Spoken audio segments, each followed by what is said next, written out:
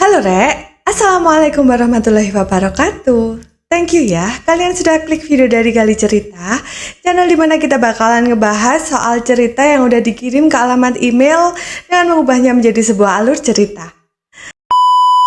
Nah Rek, kisah kita kali ini itu dari Wulan di Jakarta. Halo Wulan, thank you ya, kamu sudah kirim cerita kamu.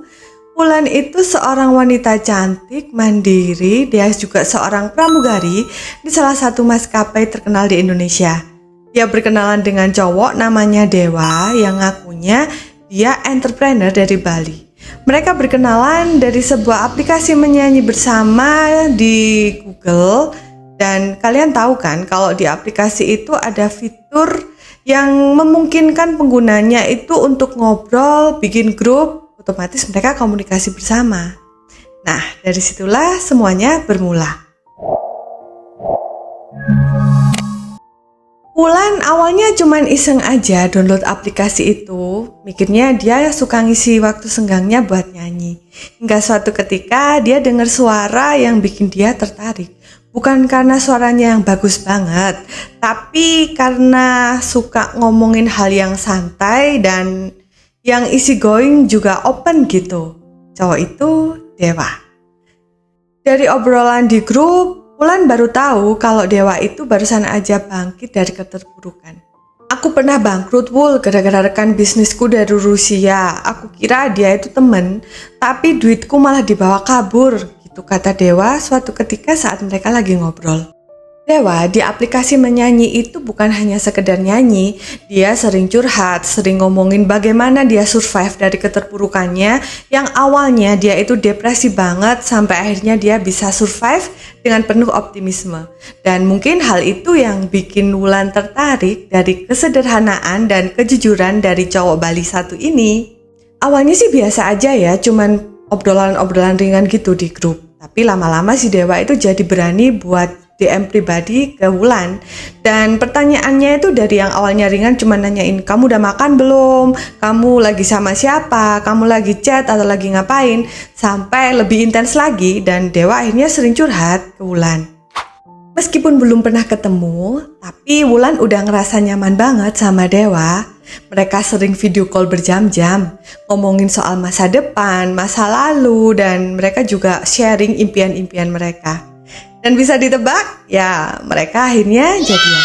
Dewa juga sering bilang ke Wulan, Wul, kamu kapan-kapan dateng dong ke Bali. Nanti kamu bakal aku ajakin untuk keliling Pulau Dewata, makan seafood di Jimbaran, lihat sunset di Uluwatu. Aku janji deh, pokoknya aku gak bakalan ngecewain kamu. Awalnya Wulan nolak, dia sibuk dan dia juga ragu kan, belum pernah ketemu Dewa sama sekali. Tapi karena kesibukannya sudah mulai bisa ditata dan dia ada waktu luang, akhirnya dia juga berpikir, ya udahlah berangkat aja, lagian aku juga pengen ketemu Dewa, kenapa enggak? Begitu nyampe di Bali, Wulan semangat banget. Dari bandara dia sudah dijemput Dewa pakai mobil dan Dewa persis sama seperti saat dia video call. Dewa ramah, santai, dan senyumnya itu loh yang masih bikin Wulan itu nyaman banget. Dewa langsung ngajakin Wulan ke tempat yang dia sebut tempat tinggal sementara. Dalam pikiran Wulan itu minimal ya ekspektasinya ya minimal itu rumah sewaan atau villa gitu kan. Soalnya kan Wulan tuh datang dari jauh gitu kan. Malah diajaknya itu ke sebuah tempat yang itu notabene itu bengkel motor. Iya bener, bengkel motor. Dalam hati Wulan, ini apaan sih? Ini serius gitu kan. Jadi Wulan nanya ke Dewa, wah ini bengkel motor. Dengan cengar-cengir Dewa cuman bilang, iya Wul, aku sementara tinggal di sini, ini tempat kerjaku, aku butuh tempat buat tenang. Ya Wulan awalnya sih ngertiin ya, mungkin Dewa butuh tempat buat menenangin diri dari keterpurukannya dia, dari kenangan pahitnya gitu ya.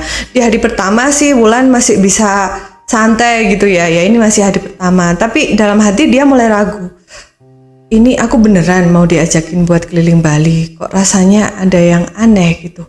Ini beneran si Dewa itu entrepreneur. Jadi banyak banget yang ditanyain Wulan di dalam hatinya, tapi ya karena ini masih hari pertama gitu ya. Jadi Wulan juga tahu diri, nggak mungkin dong dia langsung mencercah si Dewa dengan pertanyaan-pertanyaan kayak gitu. Dan di hari pertama akhirnya mereka cuman bisa ngobrol, lihat matahari terbenam di teras rumah si Dewa. Hari kedua di Bali, pagi-pagi Dewa udah sibuk ngoprek motor dan juga ngobrol sama pelanggan. Sedangkan Wulan dia cuman bisa bengong di pojokan. "Wul, tolong ya bikinin kopi. What? Ini ada temenku." Ya awalnya masih disenyumin aja sama si Wulan. Wulan bikinin kopi, nunjukin lah kalau dia itu tamu yang baik. Tapi lama-kelamaan permintaan itu jadi sering banget gitu. Dari awalnya cuman bikin kopi, tapi akhirnya dia malah beresin kamar. Terus juga nyiapin snack buat temen-temennya. Bahkan yang lebih parah, si Wulan itu ngambilin bungkus makanan bekas temen-temennya si Dewa yang datang gitu. FYI ya, kamar yang disebut kamar itu kayak nggak layak disebut kamar sih menurutku, karena ini jadi bengkel terus di belakang di pojok gitu disiapin matras tipis, dikasih selimut, ada kipas angin sama lampu, udah gitu aja. Dan itu sama Dewa disebut dengan tempat tinggal. Ini ekspektasinya si Wulan yang terlalu tinggi atau dari awal emang niatnya Dewa udah nggak baik? Ini aku tamu atau pembantu sih, kayak nggak ada gitu loh tanda-tanda si Wulan mau diajakin keluar jalan-jalan itu nggak ada gitu. Boro-boro keluar ya, dari pagi sampai sore Dewa itu sibuk banget di bengkel. Kekecewaannya si Wulan itu makin bertambah setelah dia tahu kalau selama ini Dewa itu nggak pernah kemana-mana. Pagi bangun di bengkel sampai siang, terus lagi sampai sore. Terus udah makannya gimana? Makannya dianterin sama adiknya, dimasakin sama ortunya gitu, terus berputar terus. Jadi si Dewa itu bener-bener nggak pernah kemana-mana. Makin kecewalah si Wulan. Duh, aku ini jauh-jauh ya datang dari Jakarta. Aku bela-belain, katanya dijanjiin yang baik-baik, yang bagus-bagus, diajak makan seafood lah, diajak lihat sunset lah. Bullshit.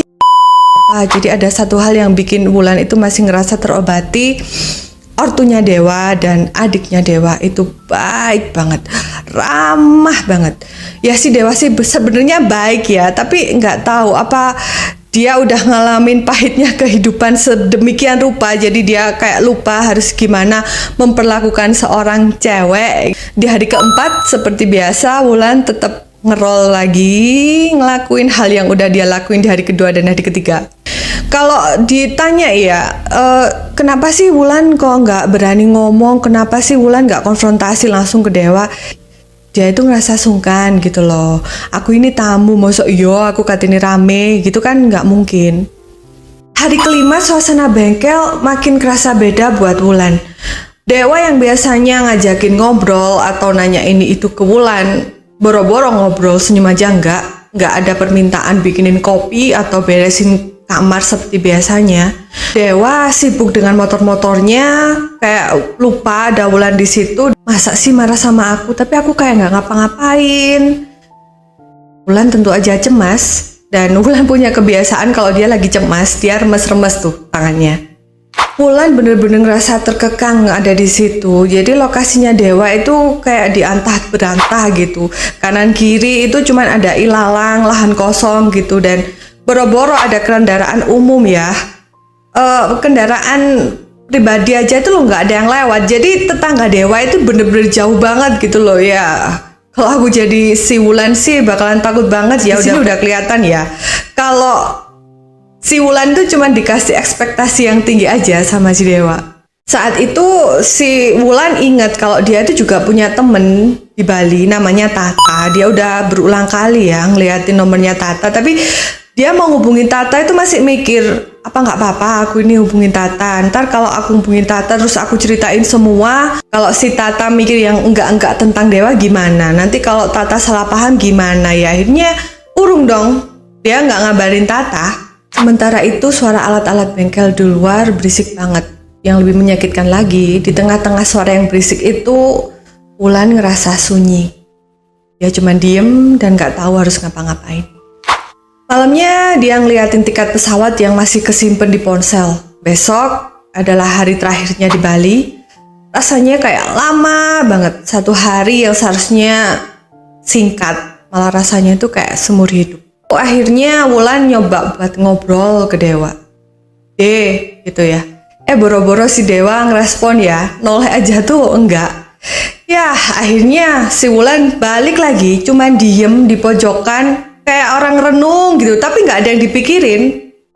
Dalam hati Wulan ngerasa hampa, dia udah capek mikir, udah capek kecewa, tapi satu hal yang pasti, besok itu waktu keberangkatan buat pesawatnya. Jadi cuman itu aja yang bikin dia semangat di hari itu.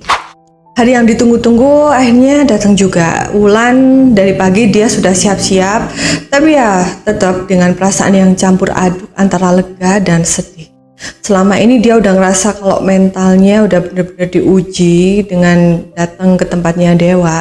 Sedangkan di sisi lain ternyata Dewa mulai pagi itu udah siap-siap nganter, kayak semangat banget gitu loh. Dan seperti yang kemarin-kemarin, Dewa juga tetap diem, masih belum ngomong apa-apa dan masih tetap silent treatment ke Wulan. Seperti kebanyakan keluarga yang ramah, ternyata orang tua dan adiknya Dewa udah ada di dalam mobil mau nganterin Wulan ke bandara juga. Perjalanan ke bandara berlangsung dengan diam. Si Dewa sama sekali nggak ngelirik ke Wulan, hanya sesekali ortunya ya basa-basi nanya ABC gitulah ke Wulan, tapi tetap aja si Wulan nggak bisa fokus karena dia ngerasa aku iki loh, salahku ini di mana gitu loh. Karena sampai detik itu si Dewa juga masih silent treatment ke dia. Dan saat itu adiknya Dewa ngasih nomor WA supaya silaturahmi mereka bisa tetap terjaga. Sampai di Jakarta, Wulan masih belum dapat kabar lagi dari Dewa yang biasanya sangat antusias kalau lagi ngechat atau video call Wulan. Saat itu Dewa sama sekali nggak ngabarin, nanya, udah sampai belum atau gimana, sama sekali nggak ada kabar. Dan si Wulan dia tahu diri ya, jadi dia mikir ya udahlah aku kasih waktu dulu, mungkin si Dewa butuh waktu buat nenangin diri. Tapi seminggu berlalu ternyata sama sekali nggak ada kabar dari Dewa.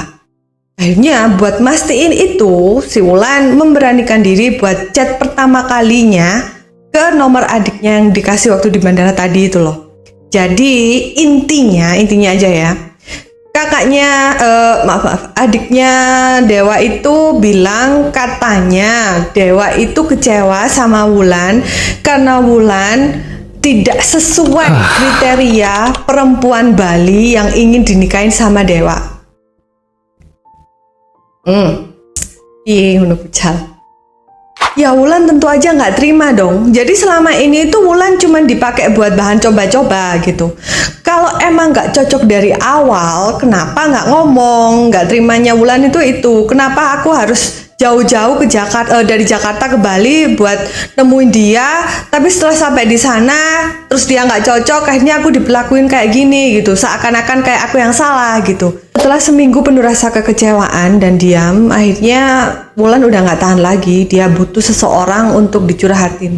Dan Wulan akhirnya mutusin buat curhat ke Tata, temen yang batal dia hubungin waktu di Bali. Nah, di situ Wulan nyeritain gimana kondisinya dia saat di rumahnya Dewa, atau bisa kita sebut bengkel aja ya. Di bengkelnya Dewa, terus silent treatmentnya, terus gimana dia diperlakukan kayak pembantu. Dan yang paling penting, Wulan cerita kalau dia katanya nggak seperti kriteria Dewa, kriteria cewek Bali gitu. Ya, cewek Bali yang gimana? Otomatis kan dia nanya ke Tata. Ngerti? Tata jawabnya gimana? Lah, itu cuman alasannya Dewa aja. Kriteria cewek Bali apaan sih? Itu cuman alasannya Dewa aja. Kalau Dewa itu nggak gentleman, gini loh Wul. Kalau memang Dewa itu orangnya bertanggung jawab, dia itu nggak pantas memperlakukan kamu kayak gitu. Entah kamu itu sesuai kriterianya dia atau enggak. Udahlah, kamu lupain aja. Itu cuman alasan. Di situ Wulan bisa tahu ya kalau selama ini itu kesalahannya bukan di Wulannya, tapi di Dewa yang dia masih belum bisa bersikap dewasa. Sorry ya kalau tiba-tiba berisik di luar lagi hujan. kan di awal tadi itu kalau si Wulan itu dia mainnya di aplikasi pelangi kan ya. Nah, ketuanya nyariin namanya Joki. Nah, si Wulan akhirnya ngejelasin semua kelakuan Dewa ke Joki. Dia cuman bilang, aku nggak mau ya, meskipun ini itu cuman aplikasi daring, kita nggak pernah ketemu, tapi ada member grupku yang kelakuannya kayak gini. Dan gak nunggu lama, akhirnya si Dewa di-kick dari room chat dan dikeluarin dari grup tersebut. Nah, karena tiba-tiba ada yang dikeluarin, akhirnya teman-teman yang lain nanya tuh ke si Wulan. Ya, tersebarlah semua kelakuan Dewa, apa yang dilakuin Dewa selama ini. Ya, teman-teman lain emang mereka nggak bisa ngapa-ngapain sih, karena kan jaraknya jauh gitu loh. Jadi mereka cuma bisa keep fighting Wulan gitu aja. Waktu emang berjalan cepet banget, nggak kerasa udah 6 bulan sejak kejadian di Bali. Kehidupan Wulan udah berjalan normal dan tentu aja dia udah bisa nemuin kebahagiaannya sendiri. Wow. Hingga suatu malam saat dia lagi santai, dia nggak sengaja ngeliat ada notifikasi baru di aplikasi nyanyinya. Dewa baru saja mengunggah rekaman baru.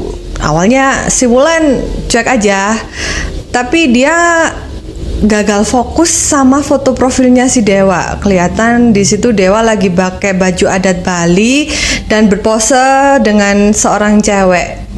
Ya, Wulan cuman santai aja. Oh, nikah. Tangannya sempat terhenti, tapi cuman sejenak, kayak tek gitu aja. Terus dia udah scroll ke bawah lagi, dia lewatin gitu kan. Dia nggak mau buang-buang waktu gitu loh. Buat apa ya kan? Meskipun alasan Dewa sampai saat ini kenapa ngasih silent treatment ke si Wulan itu belum kebuka, tapi itu udah pertanyaan yang nggak perlu ada lagi ada jawabannya gitu loh. Prinsipnya si Wulan saat itu adalah kalau memang dia itu seorang pria sejati dan dia mau ngasih kejelasan, ya berarti itu ada yang salah dengan aku. Tapi karena sampai detik ini nggak ada penjelasan sama sekali dari si Dewa, berarti ya aku nggak salah. Ya, itulah pelajaran yang bisa didapat dari si Wulan. Buat apa harus mempertahankan hubungan yang sama sekali nggak jelas, dan buat apa harus minta penjelasan sama orang yang nggak jelas. Oke, Rek, itu tadi kisah dari Wulan. Gimana menurut kalian? Harusnya Wulan itu kayak gimana sih? Dan menurut kalian, apa sih alasannya si Dewa ngasih silent treatment ke si Wulan itu apa gitu loh? Kalau aku sih ya, menurutku ya dari awal si Dewa itu udah nggak bener niatnya. Itu aja sih. Buat kalian yang punya cerita ataupun pengalaman hidup yang pengen dibacain di sini, pengen aku ceritain lagi, bisa kalian kirim ke alamat ini ya, alamat emailnya. Dan untuk kalian yang punya titipan salam atau ada masukan buat channel ini, silakan monggo bisa diketikkan langsung di kolom komentar ya. See you on the next video. Bye.